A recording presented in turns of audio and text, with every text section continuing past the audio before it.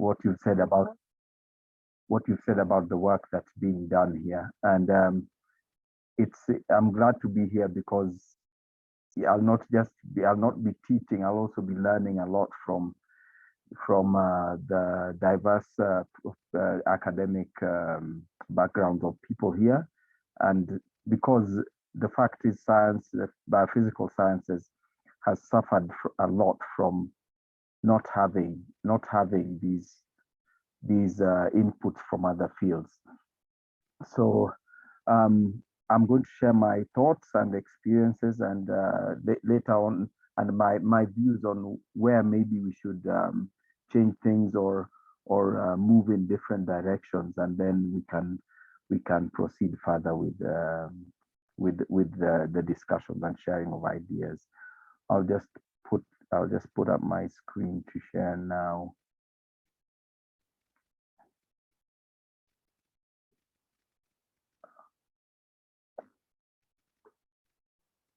Yes, my screen is up now. Yeah, so this I'll talk a lot about. I won't talk exclusively about Kenya. There's a lot about other parts of Africa as well. But this is a title called Colonial Conservation in Kenya, and is a thing we are struggling with, and we've had a lot of cosmetic changes to what I feel are really structural problems, and I think that's what leaves us in the problems where we are now. So back to the beginning, national parks, the whole idea of pristine wilderness for recreation is very much a brainchild of Teddy Roosevelt, and to a certain extent John Muir as well, and various American elites. But this idea now has spread. This idea has spread all over the world now, and is taken as paradigm, something to be aimed for. Yet, as scientists, we are struggling to promote the practice and develop it. But the people who originally had the idea had no idea about any science. So we are building on a very weak intellectual foundation. Teddy Roosevelt, amongst other things, is famous for his as an animal collector and his famous safari to Africa, actually Kenya to be specific, which in the early part of the 20th century, which was backed by the Smithsonian Institution amongst other donors, and was basically a hunting trip. It is one of the ironies. This was where the irony began, that his fame as a conservationist came from a hunting trip where he collected over 5,000 mammals, many specimens of which are still in display in various museums, including the American Museum of Natural History. Another thing was the romance around his trip.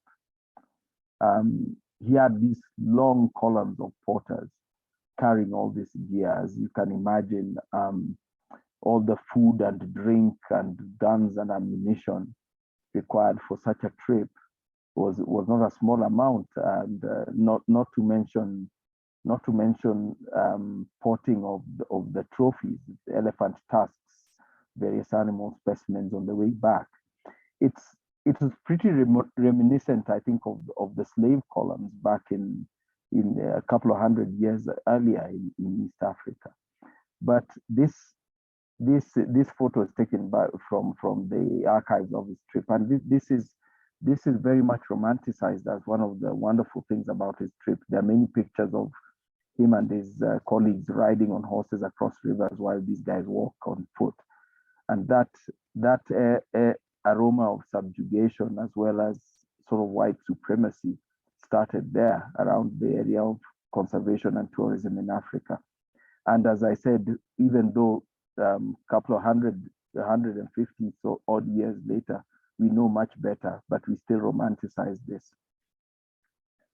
A few decades earlier, obviously, was the era of the British explorers, quote unquote, and their discoveries in East Africa. And John Speke was one of them, sort of discovering the source of the Nile of Lake Victoria, despite all the people living around there, and they were celebrated for their really tough journeys across Africa, yet illustrations like this show that a lot of the distances they were carried on the shoulders of other people. And but this became accepted as normal even a few hundred years later, a couple of hundred years later. Now that these countries are independent, these things, this thinking, this philosophy still survives very much in the tourism industry, as you can see illustrated here. This is in Uganda, a Bwindi forest, where these guys are being carried on the way to go and see gorillas. But this is normalized. Yet if you think about this is absolutely absurd. But the tourism stroke conservation sector seems to lives very comfortably with scenarios like this.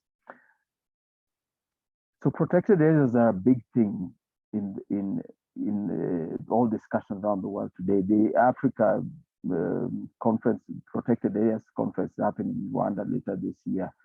The UN has the 30 by 30, the recommendation to have 30% of land under protected areas by 2030. It's on the agenda now, up from the current 14 or so percent. And we forget that, again, this is all backed by scientists and policy experts, etc. But we forget that it was created just by a couple of megalomaniacs who had no background in any of that, in any of the academic fields that we all participate in and are experts in today. So the truth is there are very primitive conservation tools and are based on violence. And philosophically, we need to ask ourselves, whom are they protected from? If you think about that question, the fact is that they're protected from indigenous people of whichever land that is. So they're protected from their owners or taken from their owners. That's what a protected area is. If you go back to Kenya in the early 1960s, pre-independence Kenya, in 1961, this scene here has a couple of locals there have been arrested. They are found drying some game meat in a camp in the bush. At the same time, the Tsavo National Park had been established in the same area with the famed warden David Sheldrake, the late. And at that time, hunting was allowed in Kenya, and the same game department was exporting these baskets made from elephant feet while confiscating. You see the weapons on the left there, confiscating those that were used by some people who were hunting for subsistence while celebrating and facilitating those who were hunting for recreation. Needless to say, there was also a color bar in this. The hunters were white and the quote-unquote poachers were black. This is a shop in Nairobi, taxidermy shop at the time. Those of you who know your wildlife well can see number of endangered species here. There's a Hirola antelope in the center there. There's a couple of sable antelope there, and obviously you see lots of leopards and there's reedbuck and impalas as well. So this was going on at the same time as locals were being arrested. So that was colonialism, and imperial colonialism ended, but there's a new colonialism a thread that's continued with this. And I've got a student, Charlie Buha, was at Michigan State, who did a study that found that the establishment of national parks ramped up in Africa was really speeded up after the famous Winds of Change speech by Edward Macmillan in the South African Parliament, February 1961. So whether intended or not, but I think it was intended, national parks were initially created as white spaces to remain in a continent that was rapidly gaining freedom. So this sector, colonialism, survived not in nations, but in entities. So the new colonialists, in my view, aren't nations, but they're commercial entities. Their agents are conservation organizations which they fund. The new colonies are not countries, but are various sectors around the world. And I'll explain that a bit more. The colonies are protected areas conservation sector, renewable energy, carbon offsets, carbon trading, export-based agriculture, media, film, electronic written, peer-reviewed publications. I think that's important for us to discuss because this is an academic forum, and obviously there's natural resources, and that requires a certain level of state capture, which I will demonstrate. So a key question for those here who are in academia, we need to ask ourselves what existed there before the savior, because there's so many people. It's a common phraseology now that so and so is in Kenya saving buffaloes, or is in Congo saving chimpanzees. So what was there before the savior came? Because these saviors are only, this is the last, we talk mostly of the last 60, 70 years. So this is the key question. And what if the savior doesn't come or didn't come?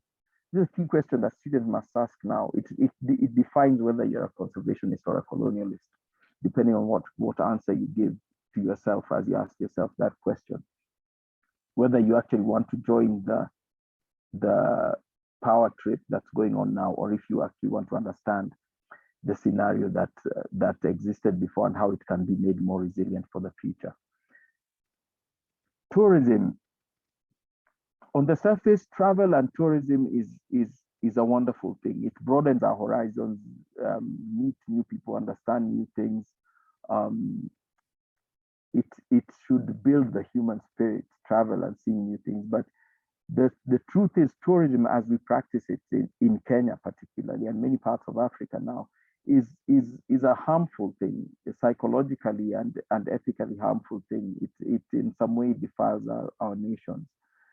Typical brochure is like what you see here. Tourists there, almost. I mean, if 90-something% of them are always white. Beautiful landscape, beautiful wildlife, and generally what looks like an idyllic scene. When the reality on the ground is very different from what you see. This picture is taken at a place around 3-4 kilometers from the one the previous picture is. And the fact is, a lot of these dry lands, potable water for use, for domestic use, is not easy to come by. It's not sustainable, if you talk about sustainability, to use the little water in these dry lands as swimming pools. When a country like Kenya is endowed with a coastline, people want to swim, should go to Mombasa, and you go to the dry lands, you go to see wildlife and the elephants, etc. And you see, this is what we keep selling in Kenya. And we keep marketing Kenya as this wonderful tourism destination, empty landscapes, pristine wilderness, devoid of human beings. And this is not true. This is false. But it is the romantic idea that people like Roosevelt had 150 years ago. So, but we still feel that this is what we are stuck in, a time of where we think this is still romantic. Okay, a lot of people still think it is, but we in the tourism industry, in the conservation tourism industry, still feel the need to perpetuate this lie here of removing Black people from the landscapes of Africa. So the glorification of outsiders, the fascination outsiders had with Africa was not only the landscapes, but the flora and fauna. And hunting was about conquest, not just of the large animal, but it was demonstrate conquest of the people and the land as well. So always, no one would just have a pile of tusks on the ground. You always have your servants hold some up, framing you in the middle there as the great conqueror. And years and years later, we're still doing the same stupid poses with wildlife trophies to glorify a white man.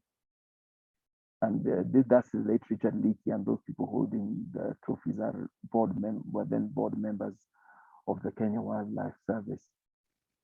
But the mentality, this shows that times change, understanding changes, understanding grows, but mentality still, there's part of this mentality that stubbornly remains the same.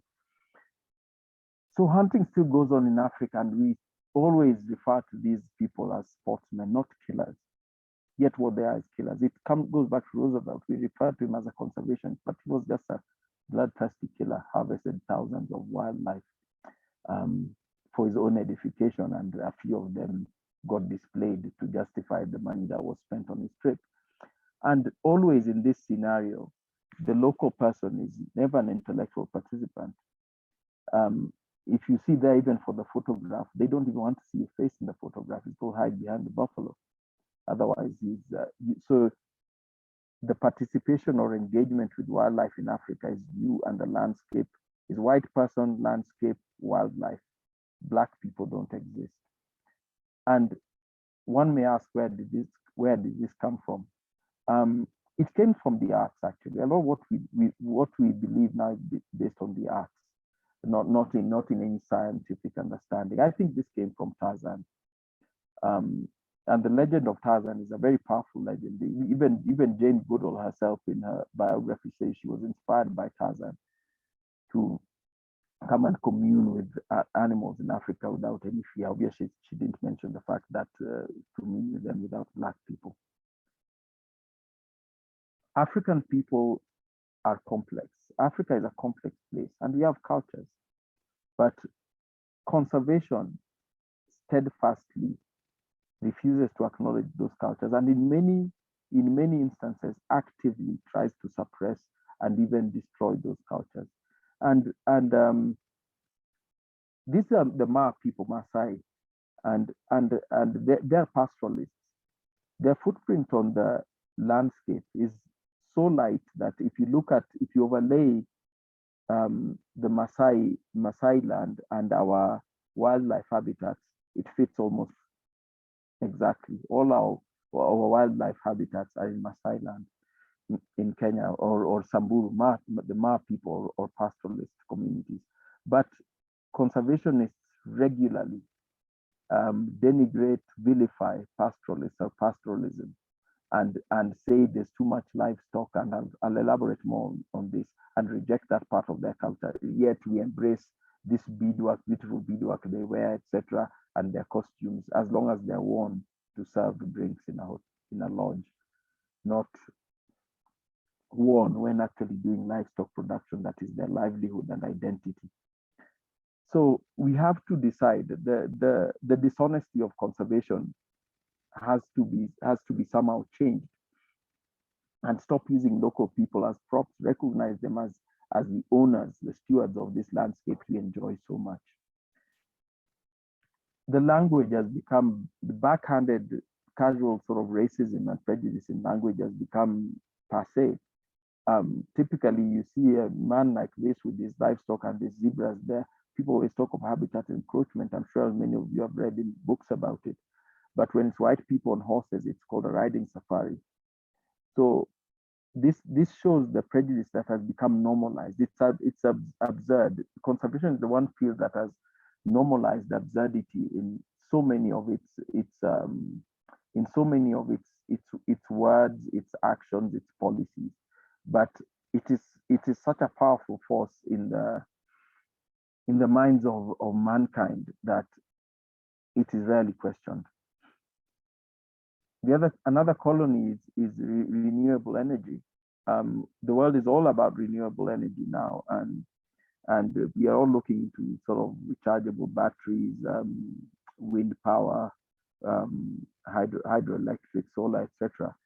And these are good for reduction of emissions. But every time you find wind farms in Africa, human activity is excluded from the area where wind farms are. This is in Turkana. There's about 150,000 acres.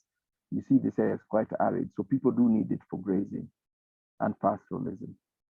But they've been moved out to make room for these wind turbines. I've seen wind turbines in Europe on farmlands under use. Some are even placed in sort of offshore in seascapes, and they generally do not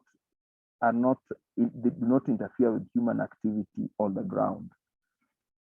And this is something that's not attempted in Africa. In Africa, there's the paradigm. The first thing you have to do is move people out, because in our minds, there's no people that matter in Africa, especially the Black people. This is one of the world's largest solar farms in Egypt. Covers 37 square kilometers. Again, solar power is good and important, but in Africa, we still not started using rooftops or rooftops or structures, or putting it on existing structures. We still put solar panels on the ground. We still take land. We still assume Africa has endless land. If they write up about this, they say this part of Egypt has been uninhabited for thousands of years. We know this is in the Nile Valley. We know how long the Nile Valley has been inhabited, thousands of years. So, but you see, the paradigm of renewable energy trumps all human rights. If you wouldn't be able to take this land if you wanted to make a wheat farm. People will ask you, what right have you to take this land? But since it's solar, since you're the good guys, since it's renewables, you take it. We all love electric cars, and they're a symbol of, taken as a symbol of how environmentally conscious you are. 98% of the coltan used is from Congo, and these are mines where children are used to work the narrow mine shafts.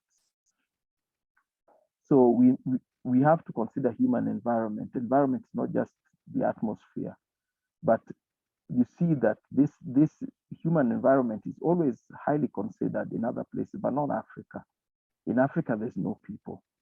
We get resources, but no one worries about how we get the resources out of the ground or what people go through to get the resources. Carbon offsets. I mean, this carbon offsets is in my opinion, one of the most bizarre things of our times. It's something it's like a scam hidden in plain sight. And basically, if you look at step one, the company pollutes, pays money to some broker, this generally a conservation organization or some shadowy characters called carbon auditors. The company invests in a project designed to reduce carbon emissions. You can see some diagrams of trees there. That means removing people from forests in a place like Kenya to have carbon sequestration. They're already doing that in Mount Kenya forest, Mau forest, and various places. You see wind turbines, they remove people in Turkana to make room for wind turbines. You see solar panels, they remove people to create land for solar panels. And then after doing that, the offset programs, these investments are supposed to capture, to sequester carbon, and then there's the credits. So they sell credits to the company, which then pollutes.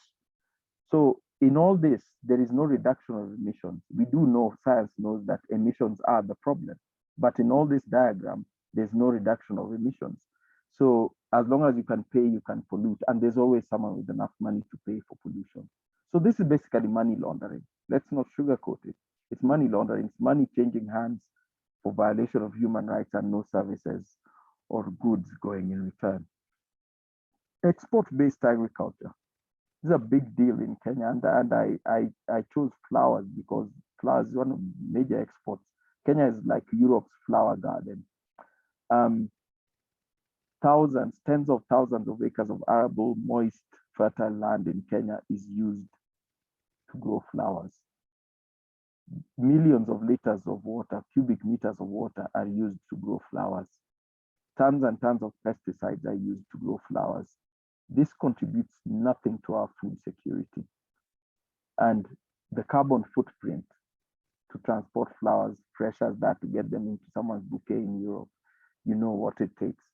So export-based agriculture is not only an environmental problem, but it is a colonial thing, because it is something exclusively done to serve outside needs, to the detriment of environment. Even during the worst part of the COVID lockdowns, flights carrying flowers from Kenya to Europe were not stopped. Everything stopped except the flower export.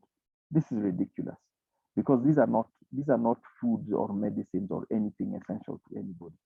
These are luxury lifestyle items, and it's bizarre that people in Europe cannot make bouquets from the wonderful flowers they have in situ.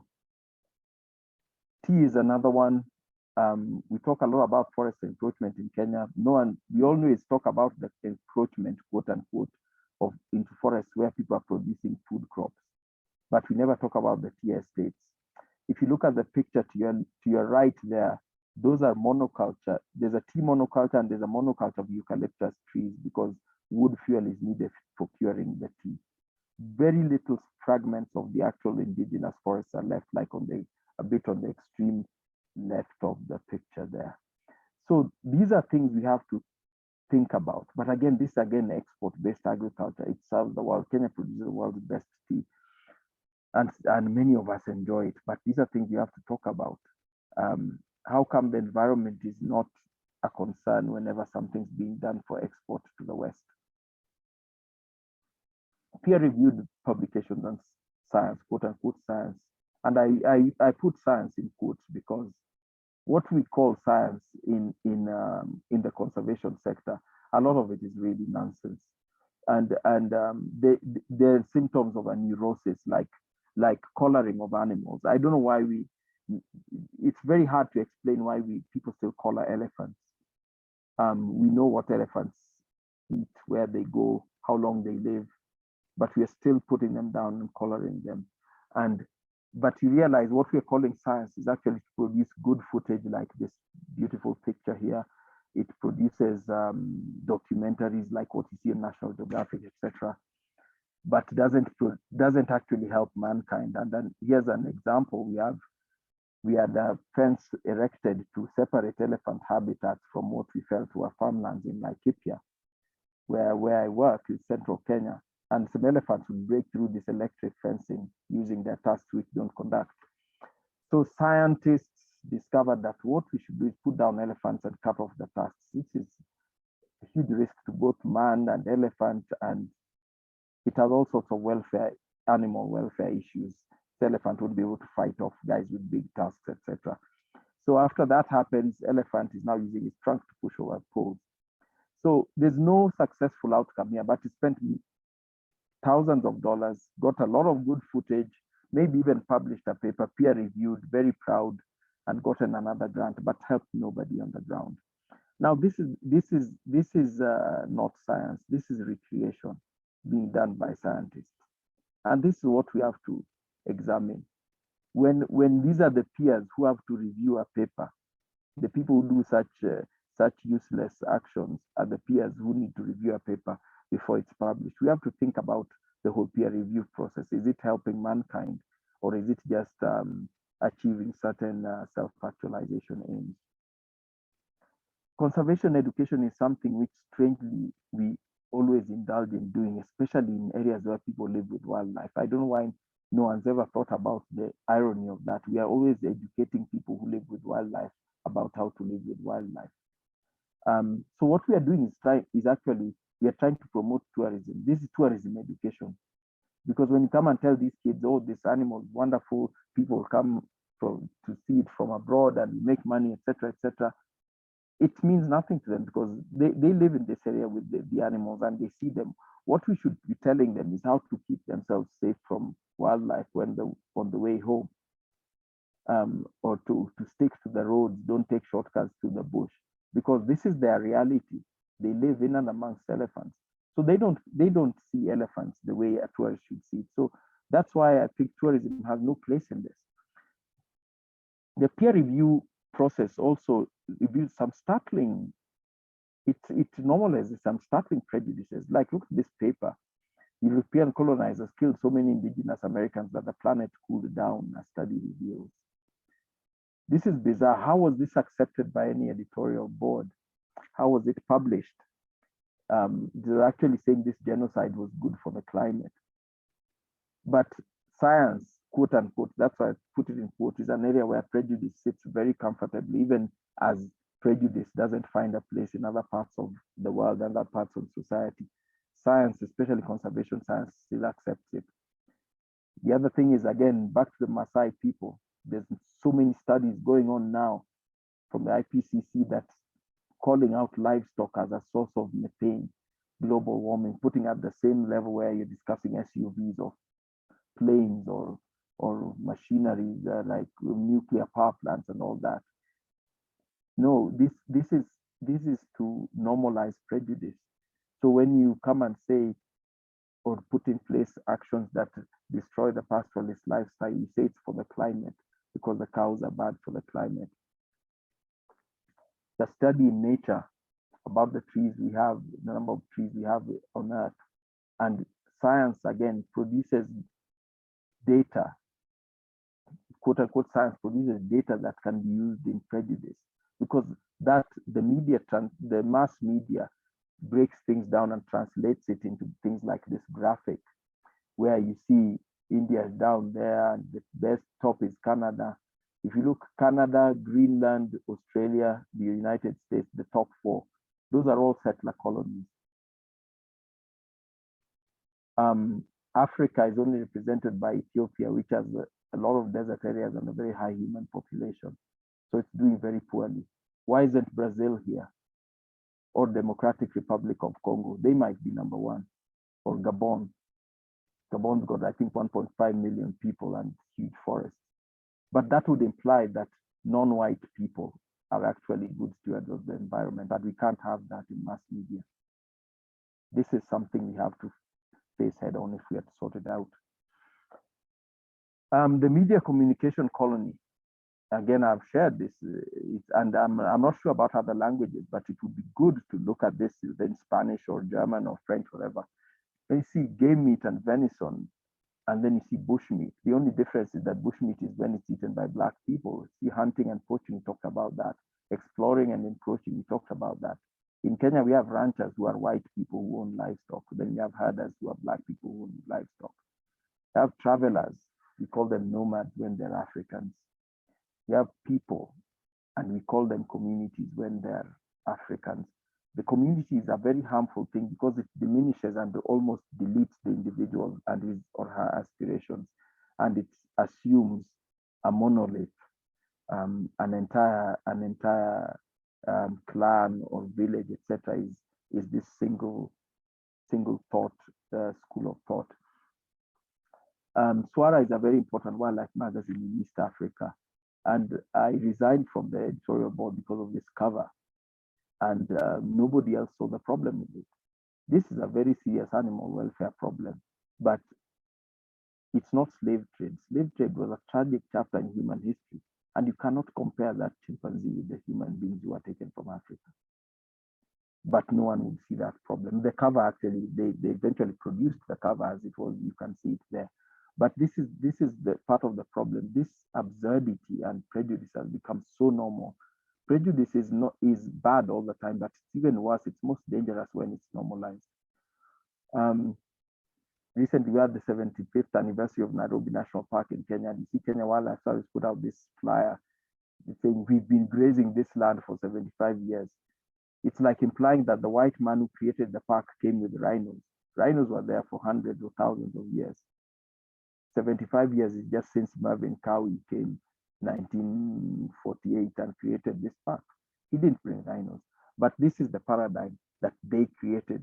The white people created what we have as our natural heritage in Africa. This is a familiar face, David Attenborough. He's never said anything on his documentaries that's not true, but he lets the camera lie for him. He doesn't say there are no Black people in Africa, but he just never shows them on camera. He never says there are no houses in Africa, but he just never shows them on camera. That's how he does it. And he does not have expertise.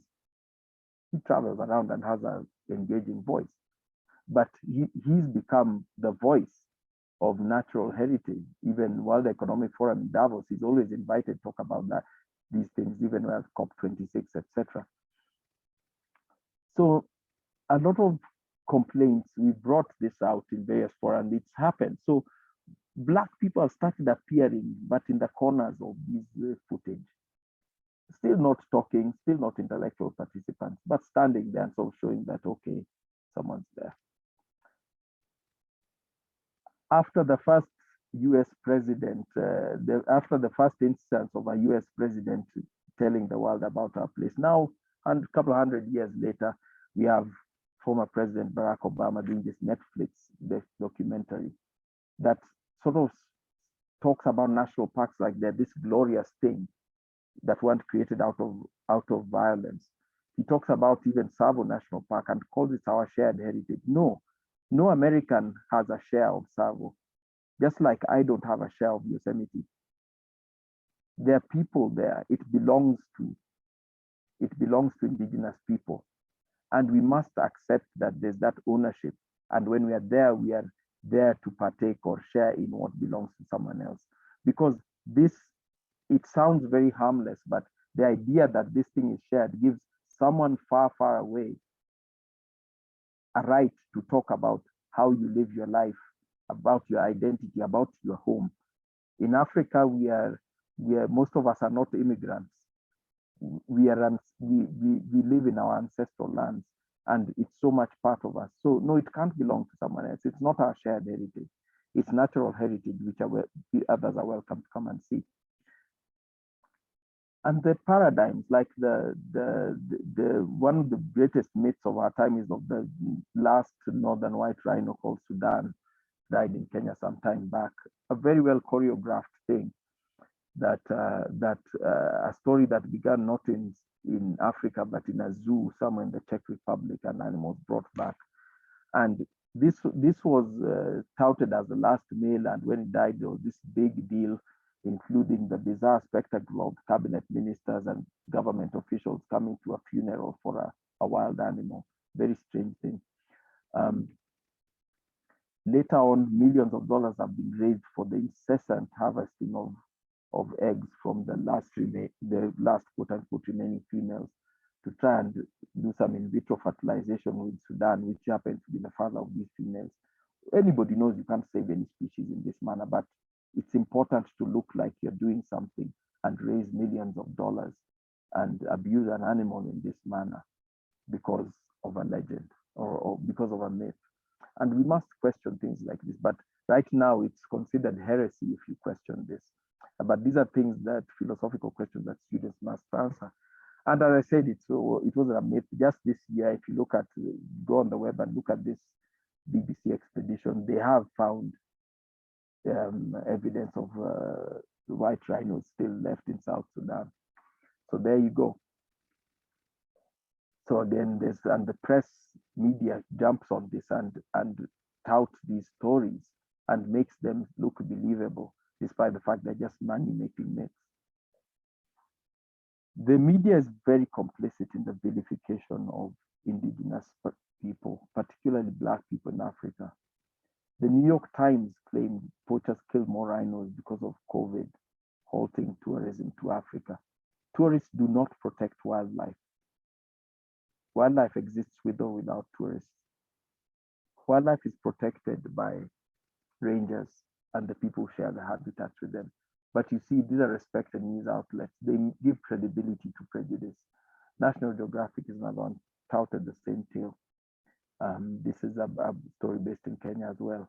Yet there hasn't been any spikes in poaching, so the screams have gone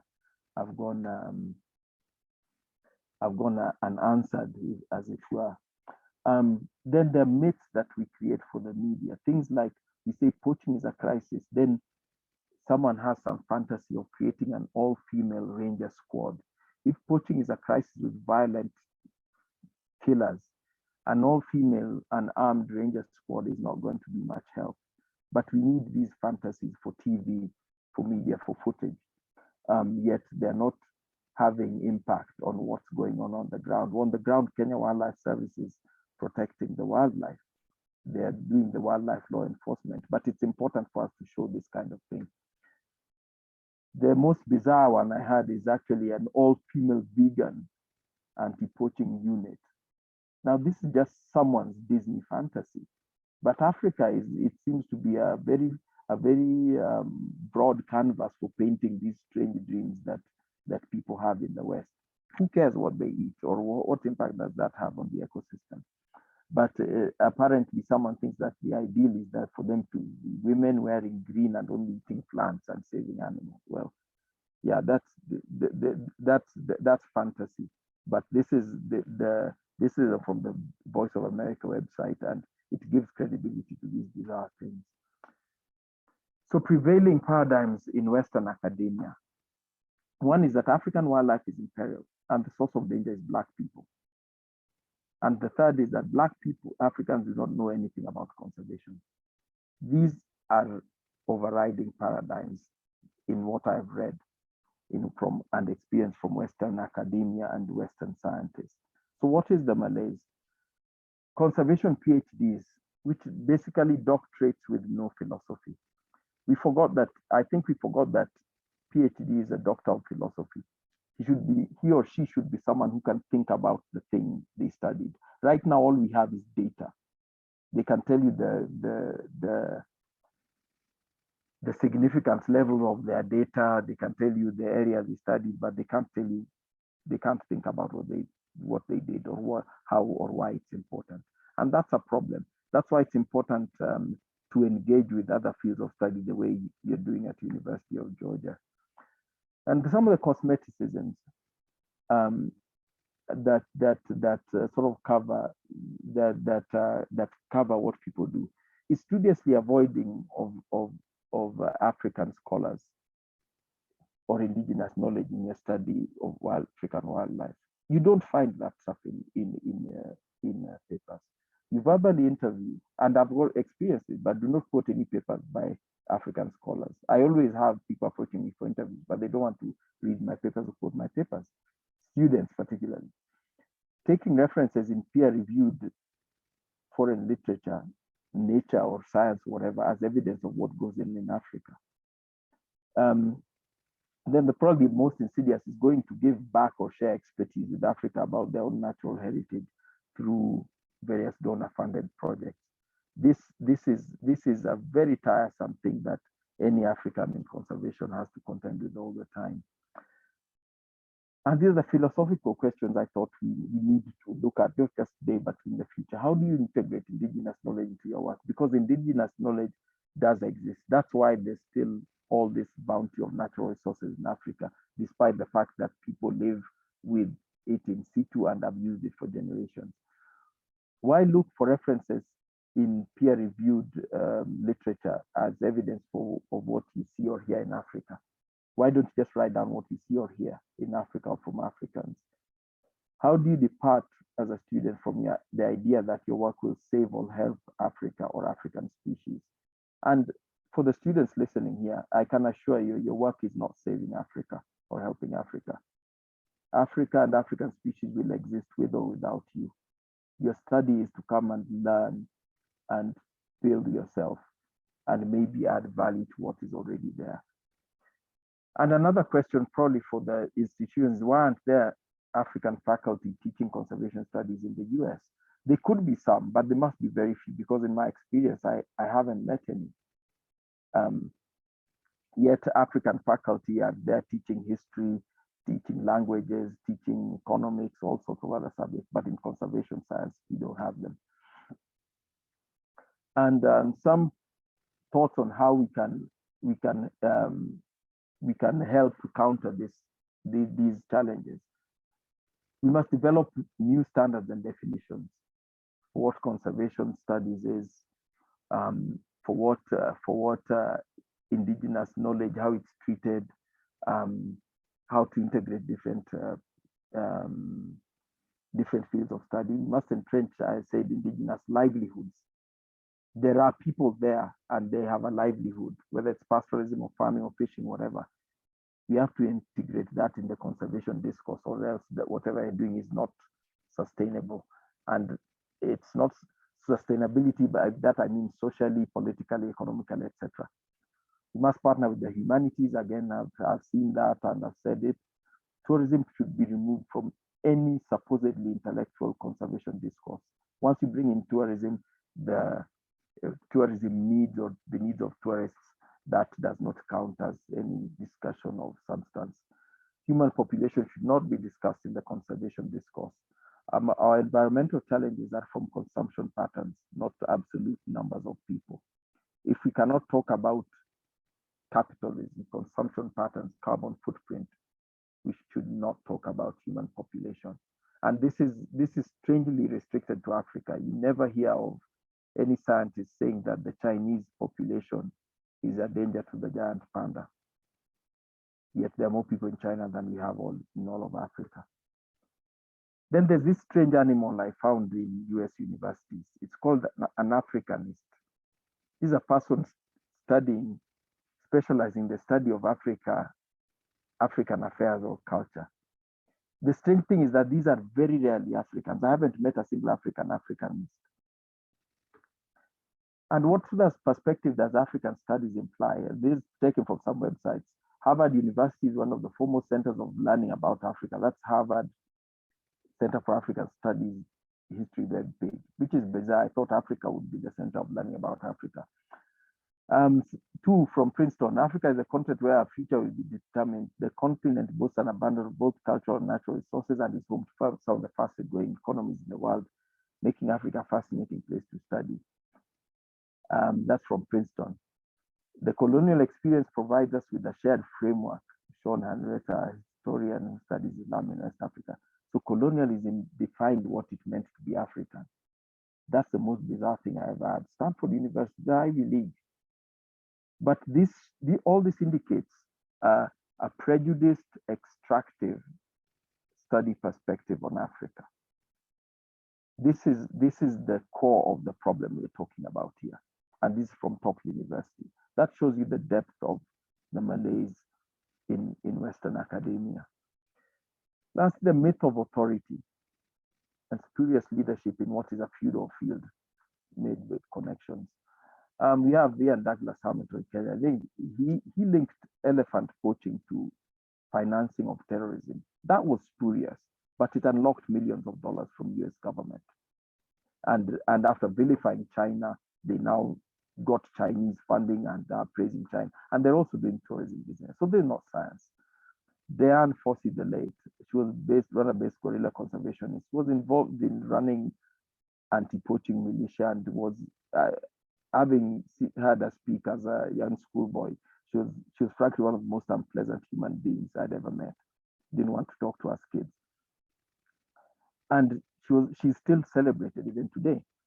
The late Dr. Daphne Sheldrick, again, hand-raised rescued elephants of various animals. And she's behind the one elephant killed every 15 minutes campaign. And these are campaigns that vilify and create a notion of crisis in Africa, in Kenya and other parts of Africa, and keep the vilification of local people going. It's harmful to the local society, even though it keeps the funding flowing. Jane Goodall, of course, we all know her, been studying chimpanzees in 1960s. And she had an embargo on that part, keeping it for her exclusive use. Those of you who have read her work would know that her methods, research methods, wouldn't pass peer review today. Nowhere would they pass peer review. She's habituating using anthropomorphic methods on chimpanzees, etc. But today, if you wrote a proposal for funding to study chimpanzees, Jane Goodall would be asked to review it. This is what I call feudalism, leadership by connection, not by merit or knowledge. And we must get away from this if we are to have any sensible directions in conservation. The natural resource colony, lastly. I'll use an example, an organization called Space for Giants, that I'll just point you to the bottom left circle. That benefits of giving money to Space for Giants is access to heads of state, business leaders, and conservation experts. You can check out on their website later. They held a summit in Kenya in 2016 in Nanyuki, where they gathered the presidents of Kenya, Uganda, Botswana, Gabon, and to the Giants Club Summit. And they had our president sign on to some document, which I've never known what it is to this date.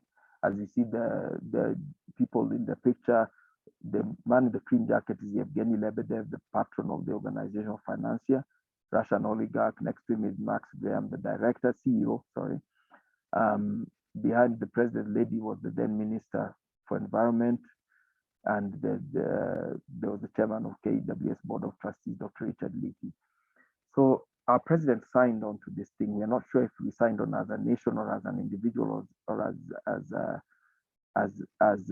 as just him, but we signed on to that. And fast forward COP26, last year, there's Yevgeny Lebedev having what they euphemistically call side events.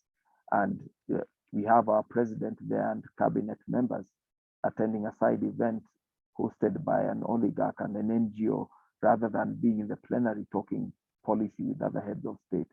This is the definition of state capture, because the organizations that finance Space for Giants are extractive interests, logging, mining, etc. And they get access to heads of state to work out their contracts or concessions, etc., in return for some money to these conservation NGOs. Now, in any other field of human activity, this would be called organized crime, but in conservation, it's all right. The Berlin Conference that divided Africa amongst European nations in 1885. This is the Coalition for Private Investment in Conservation meeting in Rockefeller Plaza, New York, 1997 or 8, I think it was. Again, dividing different parts of Africa for investment in conservation. Investment is not charity, there must be returns. So what they are doing is capitalizing conservation, and they tout it. So what are the returns? These are oil drilling, logging, mining, and all the things that are harmful to our environment. That's what they get in return for the money they give to big conservation organizations. We need to call this out, because capitalism is the source of the problems facing this earth. Capitalism cannot be the solution. I'd just like to share with you some pictures that you don't see on National Geographic, because they show Africans living peacefully with wildlife. That's Nta Lake near the Masai Mara. That's in northern Laikipia. That's also in northern Laikipia. That's Burkina Faso. That's Nigeria. It's a spotted hyena. That's in the streets of Addis Ababa in Ethiopia, spotted hyenas. And this is actually a video I'd like to share with you from a friend of mine called Paul Kirui. Oops, let me try and get that video to work. This is a village called Kazinga in Uganda. And this is from this year. Kids playing, women washing their clothes, elephants hanging out there, buffaloes, guys going down to their boats and everything. No tourist in sight, no scientist in sight, no collaring, no hunting, just people doing their thing and wildlife doing their thing and sharing the resources and space. This is an ideal in terms of what is sustainable. Thank you very much. The challenge of us technical experts is to find our way to that ideal.